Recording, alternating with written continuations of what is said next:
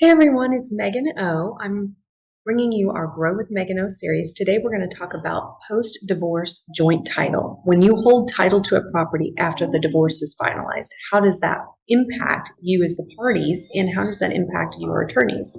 So this video can be for either attorneys or parties who have divorced.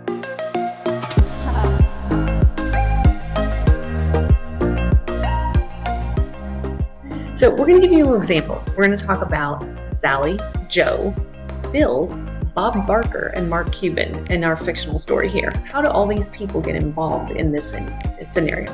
Well, it all started with Sally and Joe, who filed for divorce in 2008. In the final decree, it allowed Sally to remain in the property and Joe was to move out. And it did not specify what was going to happen with the property. Several years later, in 2015, Sally tells Joe, this is our first example, she needs to move to Ohio to take care of her mom. So Joe wants to sell the property, and Sally just wants to lease the property to her coworker, a down-on-her-luck single mother with a daughter. So Joe reluctantly agrees not to sell the property and instead leases the property to the coworker. Several months later, in the same year, 2015, a birthday party is held for the little girl, and somebody slips and falls into the pool and suffers severe injuries. A lawsuit is later filed against Sally and Joe, to which Joe is very upset, obviously. You can see that there will be numerous things that happen out of that scenario for why Sally and Joe remained on title, even though they're divorced. Now they're still tied to this property. Here's our example number 2. In 2020, 12 years after the divorce of Sally and Joe, Sally has already remarried to Bill.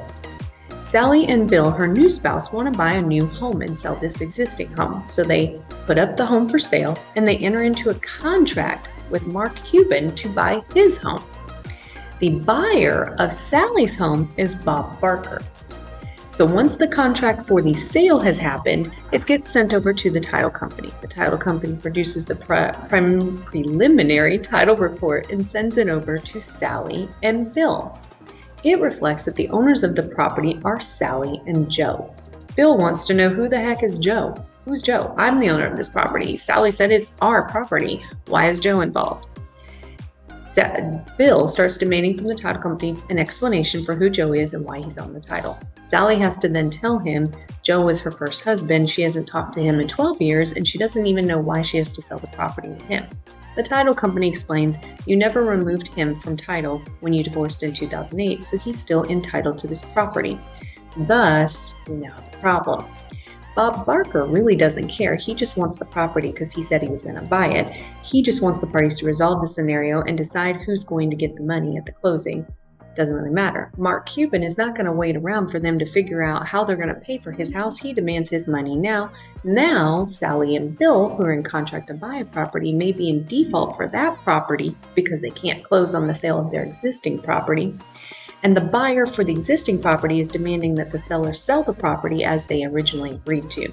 So now we have 2 transactions that both could stem with legal issues out of those 2 real estate transactions, all because in the original divorce, Sally and Joe did not have a remedy for how to deal with the property that they owned.